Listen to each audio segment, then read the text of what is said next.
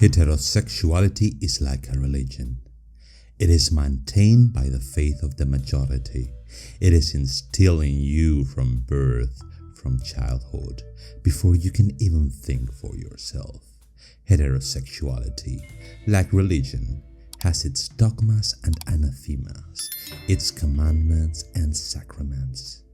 Heterosexuality, like religion, is something many of us wake up from in adolescence when we realize that the bearded man in the sky cannot be our God, or that the body we've been presented as desirable is not the one we long for.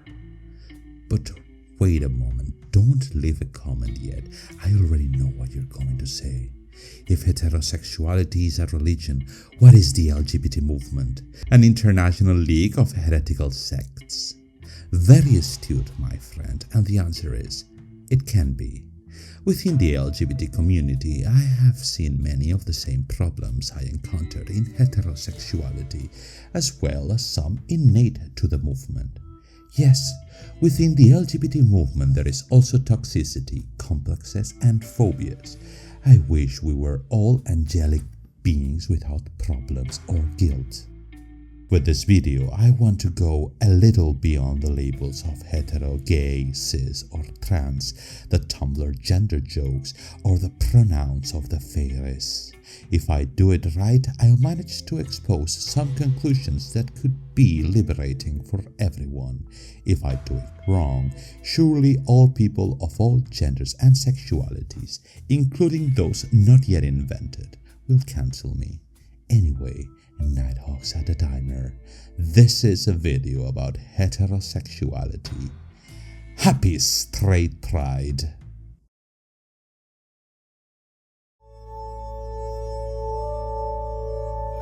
Break, heartbreak, fail, live or fail. But if you can hear me complaining, I'm neither dead or in jail.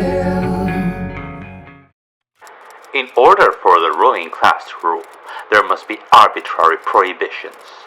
Of all prohibitions, sexual taboo is the most useful because sex involves everyone.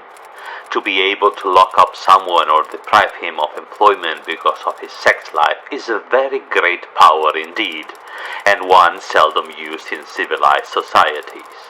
But although the United States is the best and most perfect of Earth's societies and our huddled masses Earth's envy, we are yet to create a civilization as opposed to a way of life. That is why we have allowed our governors to divide the population into two teams. One team is good, godly, straight. The other is evil, sick, vicious. Most people are a mixture of impulses, if not practices, and what anyone does with a willing partner is of no social or cosmic significance. My thesis is as follows. Heterosexuality as we understand it does not exist because it is much more complex than it seems. The same goes for homosexuality or bisexuality. All these are terms we have invented to define our attractions, yes, but they are actually recent in philosophical concepts. You know the drill, social constructs and all that neat stuff. In this video, for the sake of brevity, I will especially address the topic of male sexuality, so there are many parts I will omit. Also because, due to the bad things about the patriarchy and machismo, female sexuality has had a very different history, and I believe it's not mine to tell. Also, and you're going to love this, there will be zero quotes from that bald bastard. I'm sick of seeing him in every video essay on YouTube. This video is Foucault free. Close your eyes, dear viewers. Let yourself be carried away by my raspy voice. Listen to the waves of the Mediterranean Sea. Feel the scent of olives and salt in front of the fine beaches of ancient Greece. Oh, how we love ancient Greece, hey, with its lascivious satyrs and its sexy gods with whom we mess around when we play Hades. You will have heard many times that the Greeks were an open culture with homosexuality, and many texts by Sappho or Plato are evidence of this. However, we should not be carried away by our modern concepts of sexuality. But first, it is necessary to understand the fundamental use of language. There was no definition of homosexual in ancient Greece, nor heterosexual. To sum it quickly, in the past, homosexuality was not something one was, but something one did. Long-term homosexual relationships were considered compatible with having a wife, a children, and a family. Socrates banged all the ephebes of Athens, but in Plato's dialogues and Aristophanes' comedies, his wife, Xantive, who treated him harshly, is mentioned. It also must be understood that it was a fairly misogynistic culture, and if only men could vote or own property, homosexual relationships implied a more egalitarian power relationship than heterosexual ones.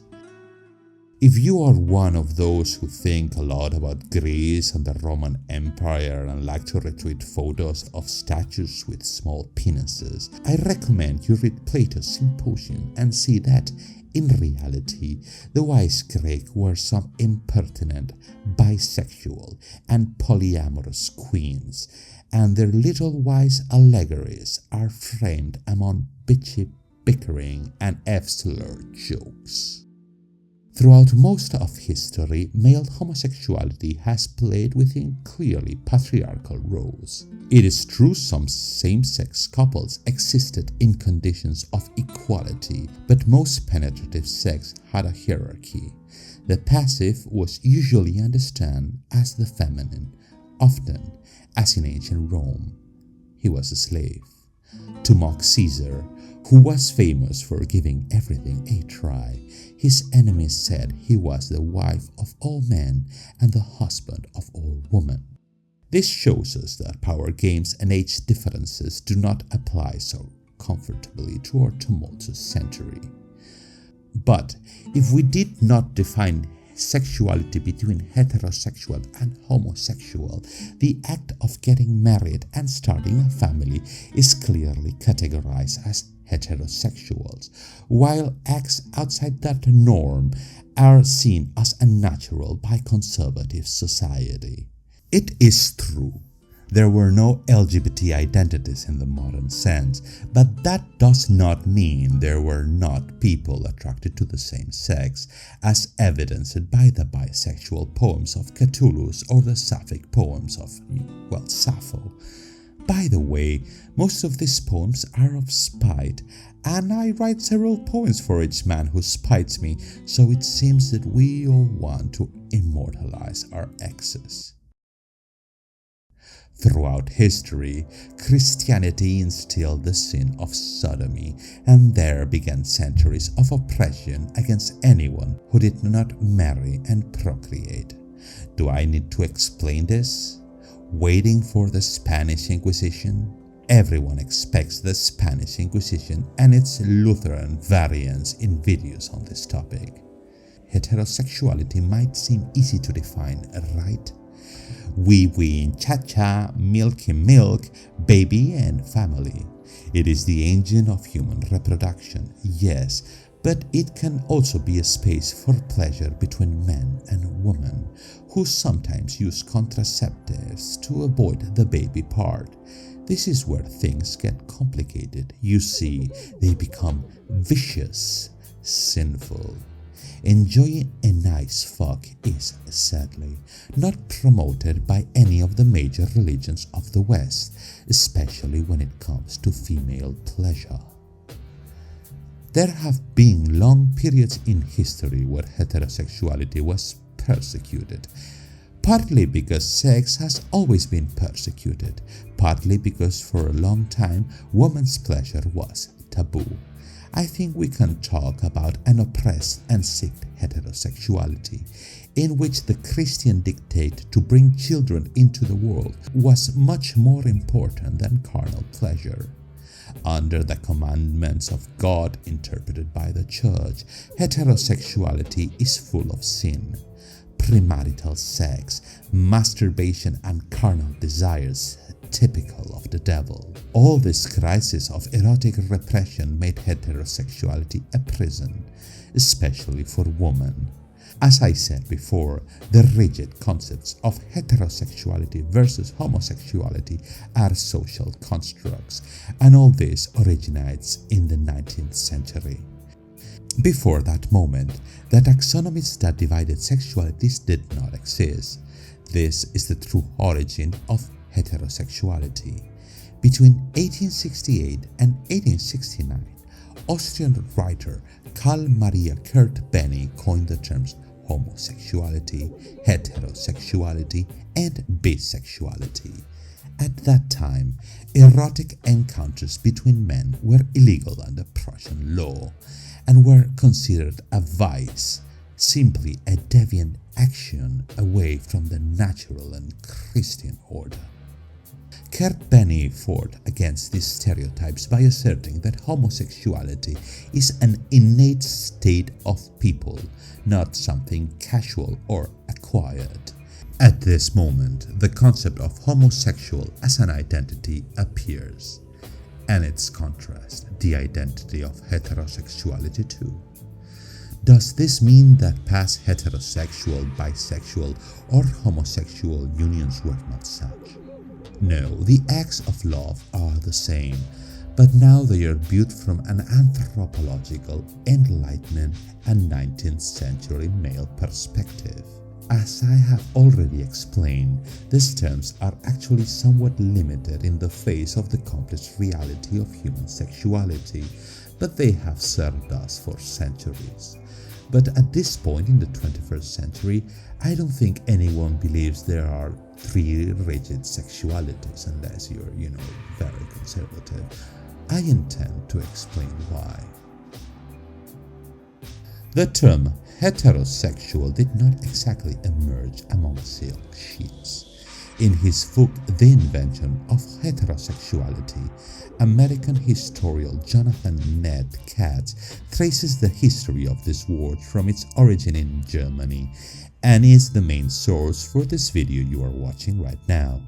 The term reached the United States in 1893 with the translation into English of a fundamental book in the history of sexology, Psychopathia Sexualis. I love saying this title. Psychopathia Sexualis by Richard von Krafft-Ebing, and I don't know if I pronounced that name right. This book is a fascinating and incredibly musty tome that sums up the perspectives of the time regarding the sexual act. Plainly speaking, this Prussian thought that the only legitimate sex was that which led to reproduction. In the most puritanical style, missionary pose, with a linen sheet with a hole in it, just to bring more bloody little screaming babies into this planet to serve God. This is why the authors state that rape is an aberrant act, but not perverted, as it can't result in pregnancy.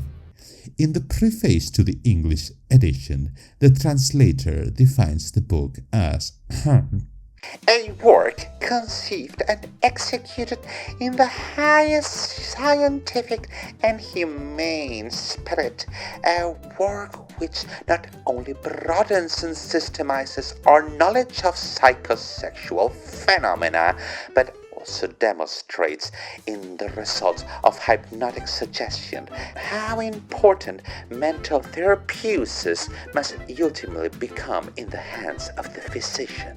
A work which is a trustworthy guide in the study of the concrete case of sexual crime and a philosophical treatise of the interrelations of sexual criminality, disease, and criminal anthropology. In this sense, the heterosexual is someone pathological, one who has uncontrollable and non-reproductive carnal desire for the opposite sex. The heterosexual is seen as a degenerate, someone incapable of controlling their libido as nature conceived coitus, that is, for reproduction. Yes, touching yourself is also degeneration and perversion and probably communism. Obviously, the heterosexual does not receive the same scorn as the homosexual in this practical manual of 19th century kink-shaming, but he is seen as a man who lacks manhood and temperance. Dr. Moll writes concerning this impulse in the heterosexual individual. The passion for handkerchiefs may go so far the man is entirely under their control. A woman tells me, "I know a certain gentleman, and when I see him at a distance, I only need to draw out my handkerchiefs so that it peeps out of my pocket, and I am certain that he will follow me as a dog follows its masters. Go where I please, this gentleman will follow me. He may be riding in a carriage on engaged in important business, and yet, when he sees my handkerchief, he drops everything in order to follow me." I am sorry, that is my impression of a male 19th century man doing an impression of a female 19th century woman. Like, okay, fuck you. According to Netcat's book, in the Merriam-Webster English Dictionary, the definition of heterosexual appeared in 1923 under the classification med, that is, related to medicine. Heterosexuality is the morbid passion for someone of the opposite sex, the definition said. In 1934, the word is redefined in the Webster Dictionary in what is still the dominant definition: a manifestation of sexual passion for someone of the opposite sex, normal sexuality. This is when heterosexuality became the axis of normativity, the new norm, if you will. After the Second World War came the baby boom era, and during the Cold War, the concept of the nuclear family became the new norm, with dad earning the money to support his housewife and children. What until then had been a family model envisioned only for Victorian-era bourgeois now reached the American middle class. The fucking American dream.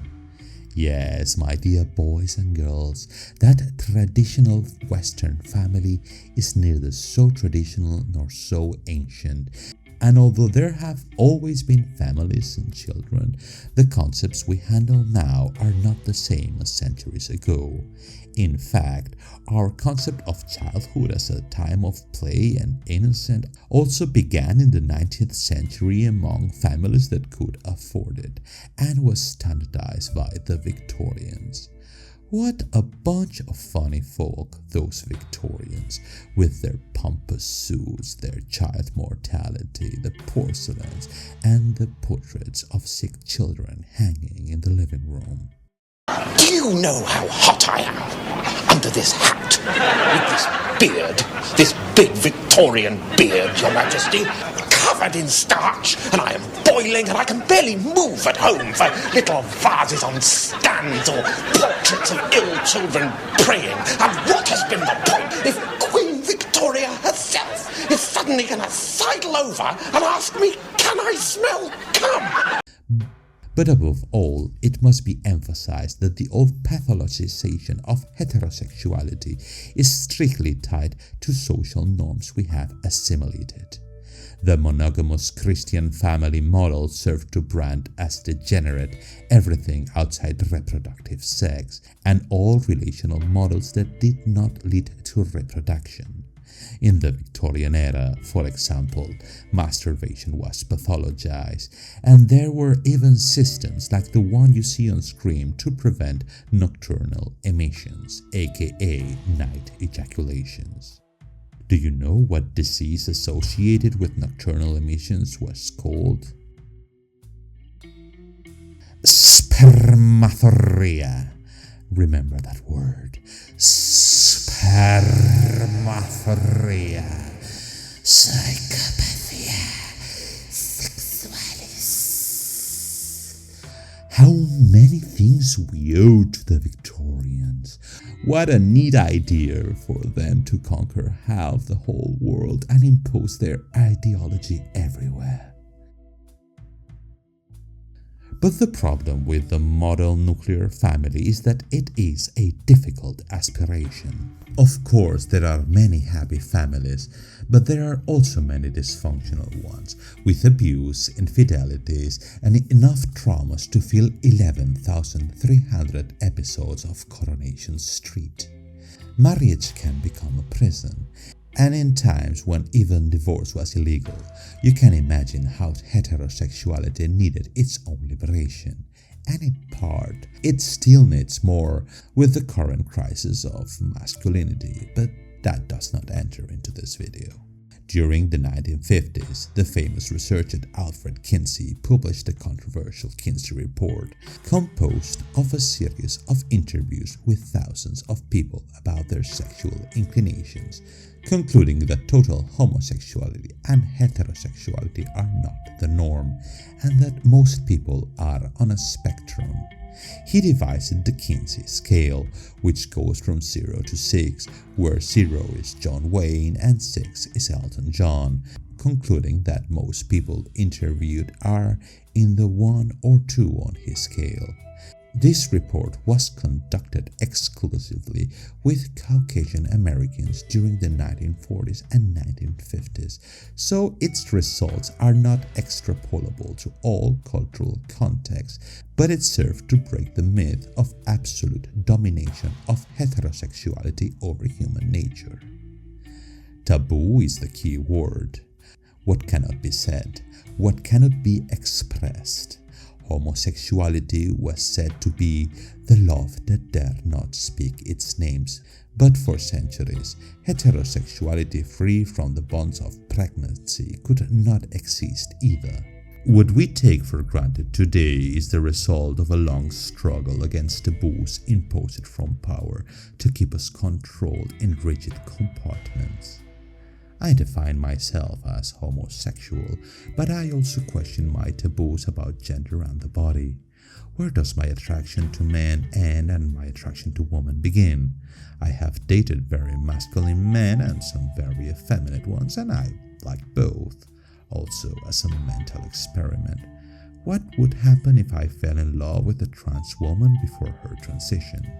Someone I perceive as male, but who will gradually change her appearance and take hormones. At what point will I start perceiving her body as feminine? At what point would the attraction end? All these are complicated suppositions, so rather than rating myself on the Kinsey scale, I prefer to let my own desires and attractions guide me. And if I ever meet someone outside the binary and cis-normative spectrum who conquers this rotten heart of mine, I wouldn't want the self-imposed taboos of the classic definition of homosexuality to suppress a blossoming romance. But also, statistically, this hypothetical romance is unlikely. I already have a hard time finding cis gay men who will put up with me. Imagine finding a polyamorous fluid gender fairy with cute little pronouns who can't stand me. But I think the same introspection exercise can serve everyone, especially men very attached to a toxic idea of masculinity devised by the USA after World War II, or the Catholic Church and its contraceptive policy. Just as for homosexual people, there is also a space of liberation for heterosexual people. If we stop boxing ourselves into this social construction, we open ourselves to experiencing sensual pleasure beyond what our heterocentric culture has forced down our throats. If you are a straight man and admire another dude at the gym, or even feel slightly attracted, that does not make you a gay identity. It is simply a fleeting impression, surely of admiration. And if your girlfriend puts on a strap-on to make you enjoy your prostate, congratulations, you have learned from Deadpool. I, who identify as gay, do notice beautiful women, especially if they are well dressed. Because even though I do not desire them in an erotic way, I can admire elegance, bearing and grace, which are not easy to find in a man. And I love how they look in high heels, although I also think that whoever forces women to normalize that footwear is a tyrant, because they do not look particularly comfortable. I do not think I will end this video being less gay, but at least I can recognize that my attraction is not purely binary, that I am not a 6 on the Kinsey scale, perhaps because there should not be a scale, because the measures from 0 to 6 are insufficient in our times, because the spectrum has many colors. The queer movement increasingly explores these intermediate areas, breaking down social constructions formed over the last 2 centuries, seeking other ways to be happy in their relationships without anyone being excluded by definitions of sex and gender made by bearded old white men over 150 years ago. I am homosexual, something I had to learn the hard way, but I also have to understand that the definition and label are limiting. The LGBT movement incorporates more and more letters of the alphabet to the point that it seems to generate multiple subgroups seen as immovable identities. This engineer mentality that leads us to categorize everything in rigid compartments ends up generating a parade of hyper-specific flags and acronyms, resulting in such absurd battles that they self-sabotage the movement, like bisexuals versus pansexuals, phobia against asexuals, or the 10,000 genders of Tumblr. All within the framework of a culture that promotes relationships that may be less than ideal.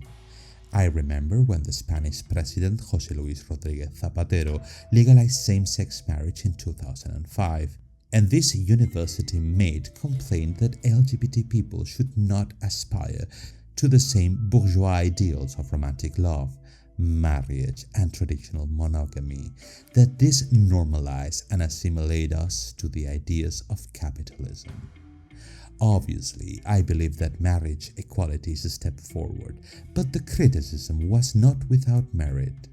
With many LGBT relationships, I see the same toxic mechanics of heteronormativity reproduced and assimilated, and I think it's good that we learn to identify them. I dream of a future where all these categories of gender and sexuality become fluid, where they cannot be contained in boxes. A utopia where our bodies and desires are not subject to the strict definitions of outdated philosophies, where all this hierarchical and tree-like thinking becomes rhizomatic. I want to throw psychopathy sexualities into the flames and celebrate spermathoria. I want future generations to burn the ships of categories, sing their flags into the infinite ocean, leaving only a liberated desire, a joyful acceptance of ourselves and others. Only then we will be freed from the cruel philosophies that have drawn the maps, the walls, and the territories for us. Only then will we learn to fly. The truth is that, like you, I am left with more questions than answers at the end of this video. Moreover, all these questions open up more inquiries about gender and interpersonal, sexual and romantic relationships. The matter is endless, but I have to put an ending to my video. Meanwhile, if you want to support my channel, remember to like and subscribe, and keep in mind that I don't make much money from these videos, so if you want to support me, follow the link to my Patreon, where I post drawings, exclusive tags, access to my Discord, and early access to each of these videos. Thanks for watching, leave a comment, and keep that. Love yourself again. See you next time.